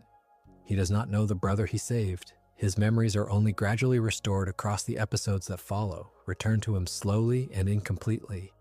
A recovery rather than a reset. The show could have granted an instant, tidy healing. It does not. It makes the family sit inside the cost, watching the person who saved them fail to know them, and it makes Ford watch it most closely of all, because Ford held the weapon. There is a quiet justice in the structure of it, and I want to name it as interpretation rather than fact. Ford spent his life believing that his mind was the family's greatest asset and its safest vault. The finale takes that belief and inverts it. His mind was the vulnerability, the door Bill had a key to, the reason the summoning happened at all. Stan's mind, ordinary and untrusted and dismissed for decades, becomes the trap that ends the threat. Precisely because Bill did not consider it worth studying, the intellect Ford prized was the weakness. The improvisation he disdained was the solution. And the trust between two brothers who spent most of their lives estranged was the mechanism that let the swap work at all, because you cannot pull off that trick with someone you are not willing to stand beside and impersonate. Everything Ford built alone failed. Everything the family did together held. It is worth remembering that this was not a small, quiet broadcast slipped out to nobody. The finale aired as a 1-hour series special on the 15th of February 2016 on Disney XD. By most accounts, it drew one of the largest audiences the network had ever pulled in for an original telecast, reportedly making it among the most watched broadcasts in Disney XD's history at the time. A show that had started as an eccentric summer mystery ended as the network's biggest single broadcast, and it ended by telling its most intelligent character that intelligence was not enough. That a story willing to make that argument reached that many people and did so as an animated program made for children is part of why the finale is remembered the way it is. Behind the episode sat a room of writers rather than a single author, which is quietly fitting for a story about the failure of the solitary genius. Take Back the Falls, like every episode before it, was credited to a team of writers working under Alex Hirsch rather than to any single author. The show that spent its finale arguing that no one person plans their way out of everything was itself the product of many hands working together. And the ending it produced is more generous and more surprising than anything a single perspective tends to reach. I do not want to overstate the parallel because a writer's room is not a family and a production is not a rescue. But there is a rhyme there between the lesson inside the story and the way the story was made, and it is a pleasant thing to notice on the way toward sleep. The trilogy does not end on the wound. It ends on the repair, and the repair is deliberately modest. The series' epilogue shows a reconciled Stan and Ford leaving Gravity Falls together, setting out to sail the world on a new boat named the Stan O'War II. Weigh what is contained in that image. The two brothers, one of whom summoned the demon, and one of whom lost his memory to defeat it, choose to go forward side by side on a vessel whose name carries the second in it, a sequel to some earlier dream the boat's title implies without the facts needing to spell it out. Ford does not sail alone. He does not retreat back into a private study to plan against the next threat by himself. He gets on a boat with the brother he erased and then helped restore, and the two of them leave the town that held more than 30 years of Bill's presence together. The final image of the philosopher-scientist is not a man at a desk. It is a man on the water with family. That is the shape of Ford's collapse and rebuild, told across 3 parts of a single ending. He begins as the chosen genius who welcomed a demon into his mind because he believed his intellect entitled him to secrets others could not handle. He passes through the discovery of how thoroughly he was used, through the humiliation of watching his brother's ordinary mind succeed where his exceptional one had failed, and through the terrible act of erasing that brother with his own hands. He arrives at a place he could not have reasoned his way into, a place reached only by admitting that trust and improvisation and the people he had held at a distance were the things that actually saved him. The show does not phrase this as a defeat, it phrases it as a homecoming. And it lets a man who spent his life certain he needed no one sail off, at last refusing to be alone. In the episode that finally pairs the two brothers on screen, the show gives us the origin of its 2 moral instincts in a single childhood image. Young Stanley steps between his brother and the bullies who mock Stanford for the 6 fingers he was born with, and he settles the matter with his fists. Notice what it chooses to establish first. Before Ford is a scientist and before Stan is a con man, they are a boy who is different and a boy who will fight for him. Stanford's difference is intellectual and physical at once, a mind that runs ahead of the room and a hand that marks him as strange. Stanley's answer to that difference is not to understand it, but to defend it. And that reflex, loyalty before everything, is the seed of the man he becomes. The rift arrives through an object. Stanford builds a perpetual motion machine to enter a school science fair, a device that would win him admission to West Coast Tech, his one clear ambition. The night before the fair, Stanley destroys it by accident, and their father Philbrick throws Stanley out of the house over the ruined machine and the ruined future. Think about the shape of that moment. Ford's worth is measured in a thing he made, a proof of intellect that can open a door, and when it breaks, the family treats the loss as total. Stan is discarded because he damaged the pursuit of truth and achievement. The show plants, in that single night, the wound that will drive both men for decades, and it never lets us forget that the wound was carved by a family that valued the invention over the boy. What Stanley does next is the purest expression of his worldview. He assumes his brother's identity, forges records, and enrolls in college as Stanford, which is why he goes by Stan for the rest of his life. Consider how differently the two brothers relate to truth. For Ford, truth is the object of a life's work, something to be uncovered and defended at any cost. For Stan, identity itself is negotiable, a tool to be bent toward survival and eventually toward keeping the people he loves close. He becomes a man who lies as a matter of instinct, and the story asks us to hold that against the man who cannot stop chasing what is real. Neither instinct is presented as clean. Ford's honesty isolates him. Stan's pragmatism costs him his own name. The portal beneath the Mystery Shack is where these two philosophies collide again years later. In Not What He Seems, Dipper and Mabel discover that Stan has secretly built a massive interdimensional portal, and when it activates, a hooded man with 6 fingers steps through and is revealed to be Ford, the long-lost twin. The whole machine is a monument to the difference between them. Ford built the science that opened the rift.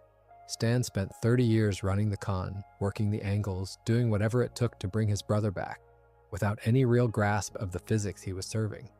One brother made the truth. The other refused to let the family stay broken and used every deception he had to close the gap. The show is careful to seed this same divide in the children so that we cannot mistake it for a quirk of 2 old men. In that same near-birthday episode, the twins split into rival camps, Dipper apprenticing under Ford's research and Mabel bonding with Stan, and the divide drives them apart.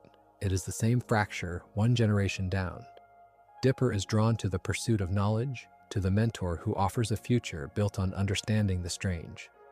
Mabel is drawn to warmth, to the man who values the bond above the ambition. The show does this deliberately. By echoing the brothers' rift in the children, it tells us this is not a story about 2 specific people who failed each other. It is a permanent tension in how a person can choose to live, book-smart truth against street-smart family, and the young are not immune to it. And then, at the very end, Weirdmageddon delivers its verdict. And the verdict is that neither worldview wins alone. To defeat Bill Cipher, Stan goads him into entering his own mind so that Ford can fire the memory gun into it, erasing Bill along with Stan's own memories. His line before he does it is, "You messed with my family." Sit with the fact that the plan requires both brothers. Ford's intellect built the weapon and understood how it would work. Stan's willingness to sacrifice himself, to trade his entire self for the people he loves, was the bait that no amount of intelligence could supply. The truth seeker and the family man are useless to each other in isolation and unstoppable together. The show will not let either save the day by himself. There is one final grace note that tips the show's hand about where its deepest sympathy lies. After Stan's mind is wiped clean, his memory returns not through any factual recall, not through data or reasoning or the recovery of what he knew. It comes back through an emotional, instinctive reaction, his irritation at Mabel's pig waddles knocking things over. Consider what the story is saying by choosing that of all things. The self that survives the erasure of everything is not the accumulated facts of a life. It is a feeling, a bond, an ordinary domestic annoyance that only means something because he loves the family it belongs to. Ford's world is built on what can be known. Stan's is built on what is felt. And when the show has to decide what a man fundamentally is, once the knowledge is gone, it reaches for the feeling. This is why the series refuses to crown a winner. Ford's mind opens the doors and builds the tools, and the story honors that without irony. But Ford alone is a man who lost his brother to a broken machine and his years to a lonely obsession. Stan's loyalty closes the wounds and carries the sacrifice. Yet Stan alone is a man who gave up his own name and spent a life deceiving the people around him. The truth needs the family to be worth defending. The family needs the truth to survive at all. Gravity Falls holds both in its hands and lets neither go. Gravity Falls has been studying one particular man from the very beginning, and by this point in the story, his shape is clear. Stanford Pines is a man who decided somewhere early and without ever quite saying it aloud that whatever knowledge cost him, it would be worth the cost. Not that knowledge was safe. He never believed that. The comforting version of the intellectual, the one who thinks the pursuit of understanding is harmless because it is pure, was never who Ford was. He knew the pursuit had teeth. He simply decided the teeth were an acceptable price. That is a different creed entirely, and the show spends its final act judging it. You can see the creed most plainly in the moment it fails him. In the same second season flashback episode, a portal test goes wrong, and Ford's partner Fiddleford McGucket comes to him carrying a warning he can barely hold together. He speaks it as a rhyme, the same warning about the one-eyed beast. And Ford, the man who has built his life on listening to strange signals from the edges of the world, does not listen. He tells Fiddleford to get a hold of himself. "You are not making any sense," he says. "Consider the irony buried in that dismissal." The one time a warning arrives in the form Ford should have recognized, a cryptic verse from a frightened man, he treats it as noise. His whole method is to take the uncanny seriously. Here, the uncanny is standing in front of him, begging, and he calls it nonsense. Fiddleford does not stop at the rhyme. He names the danger directly. "This machine is dangerous," he tells Ford. "You will bring about the end of the world with this. Destroy it before it destroys us all." And Ford gives the answer that defines him. "I cannot destroy this," he says. "It is my life's work." Sit with the arithmetic of that sentence. On one side of the scale is the possible end of the world, spoken plainly by the person who knows the machine best after Ford himself. On the other side is Ford's life's work, his name, his years, the thing that would prove his mind mattered. And the scale, for Ford, does not even wobble. The risk is real. He does not deny it. He weighs it against the value of the knowledge and finds the knowledge heavier. That is the creed made visible. Knowledge is worth the risk, even this risk, even a risk this large. What follows is the creed collecting its bill. When Fiddleford quits the project, unwilling to keep building something he believes will end everything, Ford does not soften. "Fine," he says, "I will do it without you. I do not need you. I do not need anyone." The show marks this line, deliberately, as the beginning of his self-imposed isolation. Watch how the philosophy and the loneliness are the same act. To hold that knowledge is worth any risk is, in the end, to hold that other people are expendable when they stand between you and the work. Fiddleford was not only a partner, he was a circle of trust, a second pair of eyes, a voice that might have caught what one man alone could not. And Ford chooses the machine over the man. He does not need anyone. The sentence sounds like strength. The show films it as the moment he becomes reachable, alone, by the one thing that has been waiting for exactly this. That thing had introduced itself much earlier, in the manner such things always do, as a gift. In flashback, shown partway through the season and later elaborated in the journal's tie-in book, Bill Cipher first comes to Ford inside Ford's own mind, posing as a muse. He tells Ford he chooses one brilliant mind per century to inspire. He offers to share knowledge, an endless supply of it, in exchange for a small permission, the ability to come and go inside Ford's head as he pleased. Notice the shape of the offer. It is aimed precisely at a man whose creed is that knowledge is worth the risk. Bill does not need to corrupt Ford's values. He only needs to feed them. Here is more knowledge than you could ever gather alone, and the price is only this door, this small door, into your head. To a man who has already decided the pursuit justifies the danger, the door seems like a bargain. The Muse is not tempting Ford away from his philosophy. The Muse is the philosophy, arrived in person, wearing a triangle and a friendly voice. The published Journal 3 lets us watch what that bargain does to a mind over time. And this is where the chapter's argument earns its evidence. Ford's early pages carry a motto, printed on the cover, worn like armor: "Trust no one." Read it as the natural endpoint of the creed. If knowledge is worth any risk, and if the greatest risk turns out to be another mind reading yours, then the logical defense is to close every door, suspect every face, trust no one at all. Paranoia is not a departure from Ford's philosophy. It is that philosophy under pressure, curdled into a survival rule. He has learned that the pursuit of knowledge exposed him to Bill, and so he narrows his circle to a single point, himself, and stands guard over it. The man who said he did not need anyone now writes it as doctrine. And then, at the very end of the same journal, he takes it back. In the final entry, Ford writes the words down, again only to renounce them. "Trust no one," he writes. What an absurd and paranoid idea. This is the hinge of everything the series wants to say about him. He does not decide that knowledge was not worth pursuing. He does not renounce curiosity. What he renounces is the isolation, the closed door, the belief that safety lies in needing no one. If I had been able to widen my circle of trust, he writes, we might have gathered everyone together and banished Bill before he was able to strike. Read that against the earlier scene and the whole arc snaps into focus. The line that began his isolation renounced everyone. The line that ends it is a wish that he had let people in. The error was never that he chased dangerous knowledge. The error was that he chased it alone and told himself the loneliness was strength. The show gives him one chance to prove he has learned this, and it is worth looking at through the lens of trust rather than spectacle. In the finale, Take Back the Falls, the 20th episode, the plan to defeat Bill depends entirely on Ford doing the opposite of everything the Creed once demanded. Stan and Ford swap clothing so that Bill will possess Stan while believing the mind he has entered is Ford's. Then Ford turns the memory-erasing gun on the man Bill thinks is himself, on Stanley Pines, wiping Stan's memory and erasing Bill along with it. Set aside the mechanics of the trap, which another telling might dwell on. What matters here is what the trap requires of Ford. It requires him to place his life and the fate of the world inside his brother's head. It requires the man who once swore off needing anyone to need his brother completely, to trust that Stan will hold the line while Bill burns through his mind. The Muse offered Ford knowledge in exchange for access to one mind, his own. The victory comes when Ford finally lets another person carry the danger with him, and it costs Stan his memory to do it.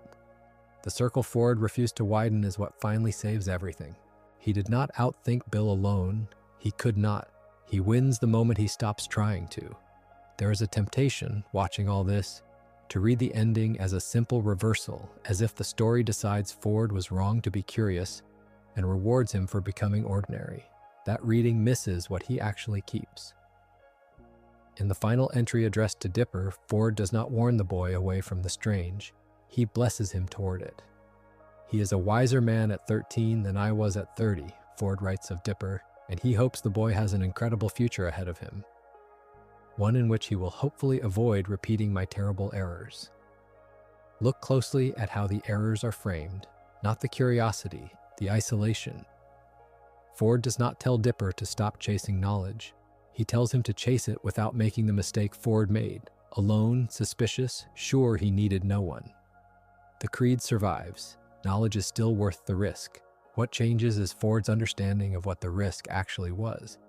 And it was never the knowledge, it was the solitude he wrapped around it. The journal closes on a benediction, and it is the closest the show comes to stating its verdict on the man out loud. Stay curious, Ford writes to whoever holds the book. Stay weird, stay kind, and do not let anyone ever tell you you are not smart or brave or worthy enough. Every word of that is a correction of who he used to be.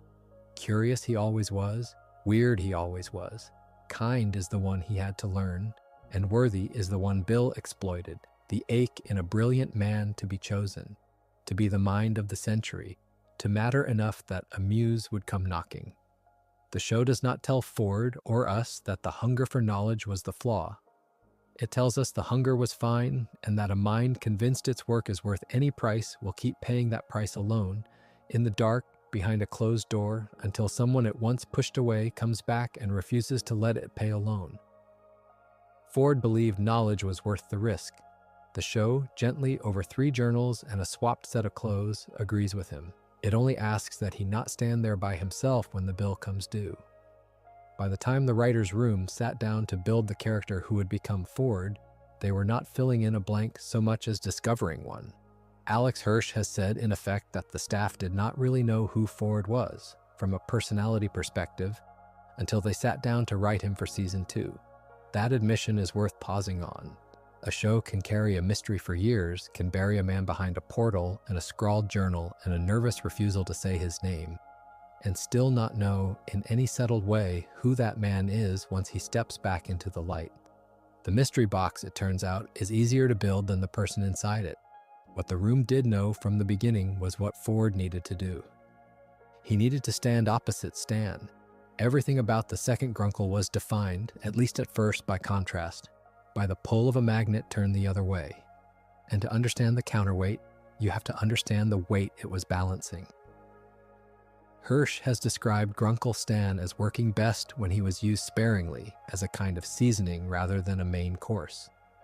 He called Stan, in effect, a potent spice, a character who could overwhelm a scene if you let him run it.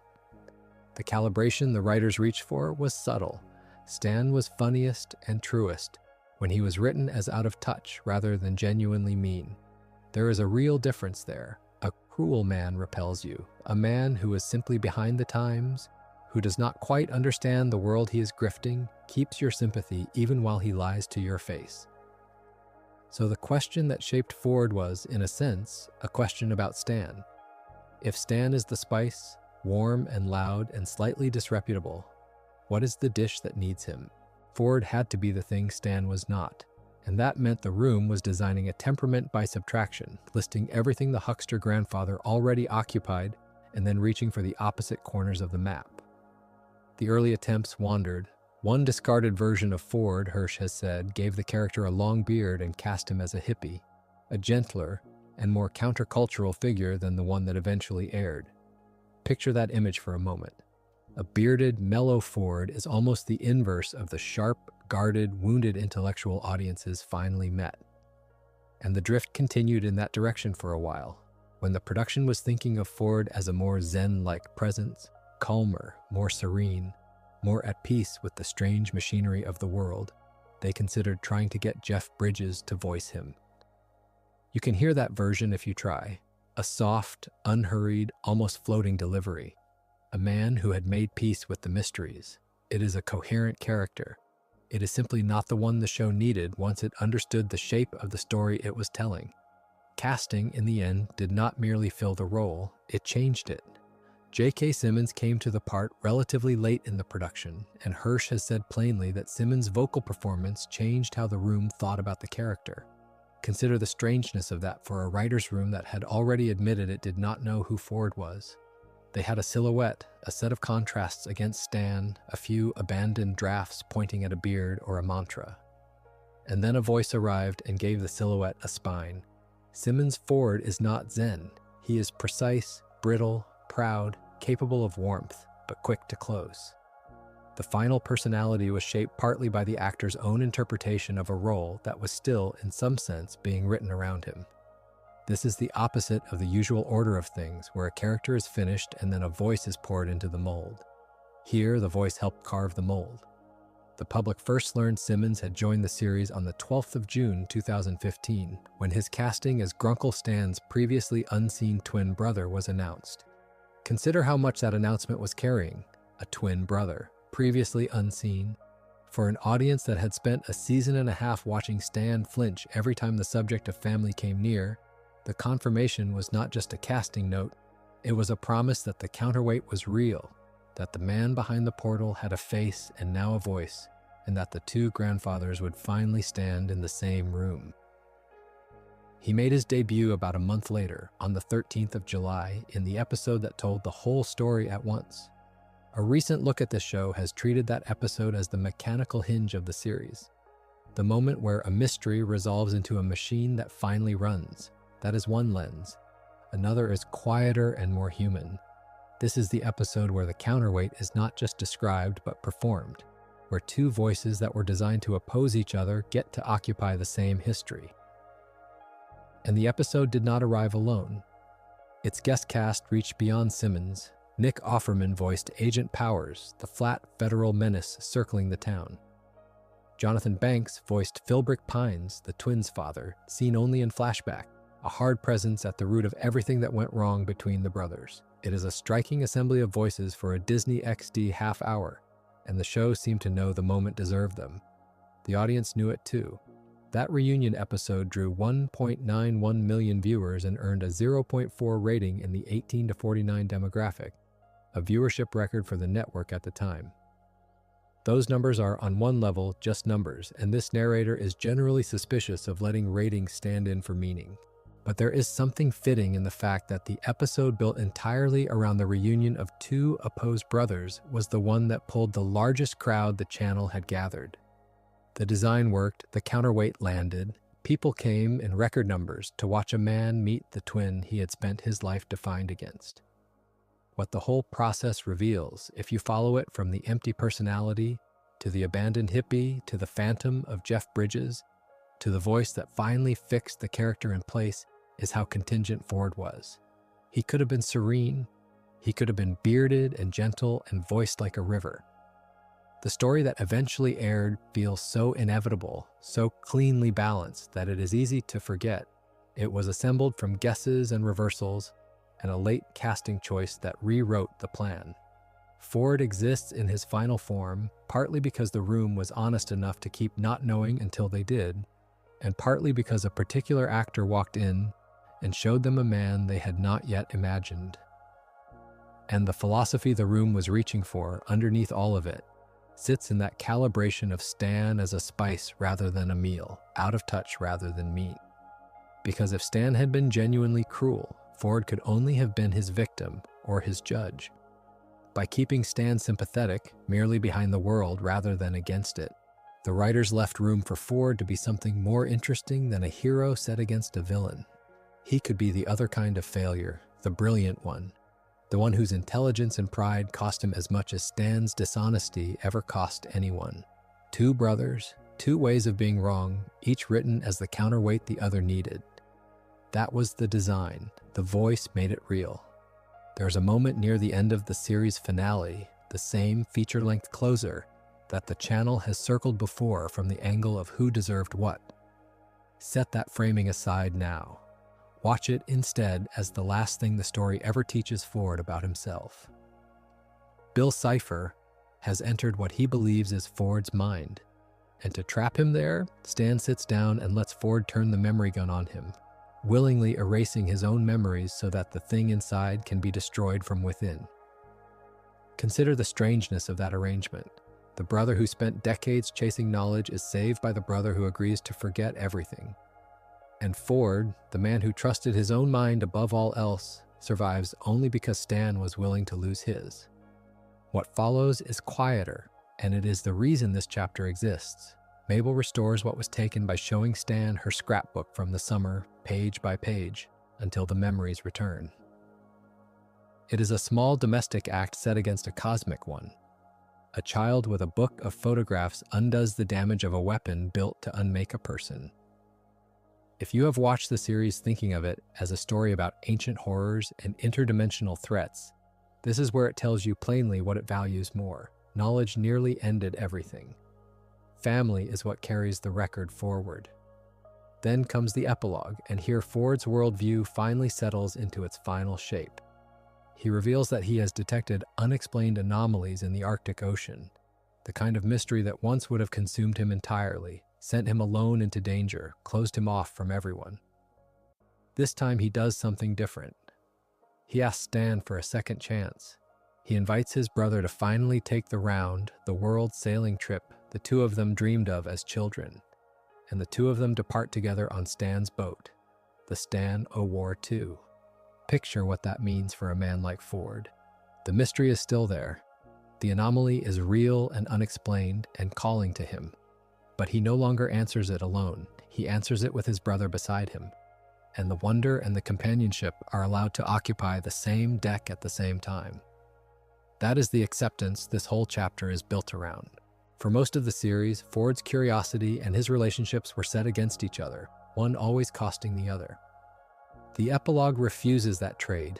It lets him keep both. He does not renounce mystery to earn his family back, and he does not abandon his family to chase the unknown. He simply brings them together onto one boat and sails toward the strange thing in the north with the person he pushed away for 30 years.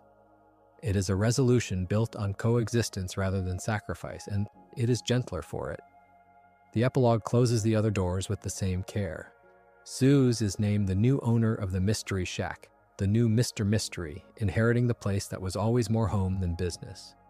Old Man McGucket, the man whose mind was broken worse than anyone's across the run of the series, regains his sanity and moves into the now abandoned Northwest Mansion. Hold those two facts beside the memory gun. The series that opened Stan's memory like a wound and shattered McGucket's mind decades earlier ends by giving both men their minds and their futures back. Restoration, not ruin, is the note the show chooses to end on. The story could have stopped there, and for the broadcast it did. But Ford's voice returns once more in the real world, and this is where the post-finale material becomes part of the ending rather than a footnote to it. Gravity Falls Journal 3 was released on the 26th of July, 2016, presented as the actual journal written in universe by Stanford Pines, co-authored in reality by series creator Alex Hirsch, and supervising producer Rob Renzetti, and published through Disney Press. It became a New York Times bestseller, which is a curious thing to say about a prop from a children's cartoon. People wanted to hold the object the series had spent 2 seasons treating as sacred and dangerous. What Ford writes at the close of that book is the clearest statement of the worldview the epilogue only implied. He addresses the reader directly, to you, dear reader, and calls the whole record a record of one man's folly and the kindness of a family that saved him from himself. Weigh that phrase. Folly and kindness held together in a single sentence, the mistakes and the rescue given equal weight. He tells the reader that growing old does not have to mean growing up, and he names anyone who came along on the adventures with the Pines an honorary member of the Pines family. The invitation Stan received on the boat, the invitation Mabel offered through her scrapbook, Ford now extends outward through the page to a stranger holding the book. The family that saved him from himself is declared large enough to include you. A year later, the object grew more elaborate. A Journal of 3 special edition arrived on the 13th of June, 2017, pushed back from an original February date, limited to 10,000 numbered copies and priced around $150. It was built as a more show-accurate replica with pages that reveal invisible ink under black light, real parchment inserts, a magnifying glass, removable photographs in the Polaroid style, and a signed note from Alex Hirsch himself. There is something fitting in the fandom, wanting not just the words, but the physical secrets, the hidden layers you have to work to uncover. The book asks to be handled the way Ford handled the world, with patience and a light held up to what is not visible at first glance, and the creators offered one more form of afterword. Between the Pines was a 22-minute behind-the-scenes special hosted by Alex Hirsch, aired on the 8th of February 2016 on Disney XD as a retrospective after the finale. Its framing is the small joke that tells you how the show saw itself. Hirsch is interviewed in fiction by the character Time Baby, so that even the commentary, even the honest look behind the curtain, is wrapped inside the show's own mythology. The mystery does not get switched off when the story ends. It simply makes room for the people who made it, and for the people who watched, the same way the boat made room for 2 brothers and the journal made room for you. So the worldview settles here, and it settles softly. Ford does not solve the mystery of the Arctic anomaly, and the story does not ask him to. He learns instead to carry the unknown and the people he loves at the same time. To let folly and kindness sit in one sentence, to sail toward the strange thing without leaving anyone behind. Growing old does not have to mean growing up. The wonder stays, the family stays, and they are at last allowed to stay together. If you enjoyed this video essay, make sure to subscribe. Thanks for watching, and I will see you in the next. Wait, the closing comes first. So the man who spends 30 years underground building a machine to undo one mistake is the same boy who wanted only to be believed. Everything Stanford Pines becomes grows out of that first wound. The fair, the science project, the brother who erased him without meaning to. He turns to knowledge because knowledge felt like the one thing that could not be taken, and knowledge becomes the thing that takes the most. Genius does not save him from loneliness, it deepens it. The mind that can see through an interdimensional threat cannot see the person sitting across the table. And so the tragedy of Stanford is never that he is wrong about the world. It is that he is so often right and so rarely reached. What the story offers in the end is not a lesson about being smart. It is a question about what intelligence is for. Ford learns, slowly and against his nature, that curiosity without trust becomes a kind of prison, and that the brother he pushed away was the only door out of it. The reconciliation on the water does not erase the years, it simply lets them mean something. Picture the 2 of them on the deck of that small boat, older now, the ocean going quiet under a sky neither of them has to explain to the other.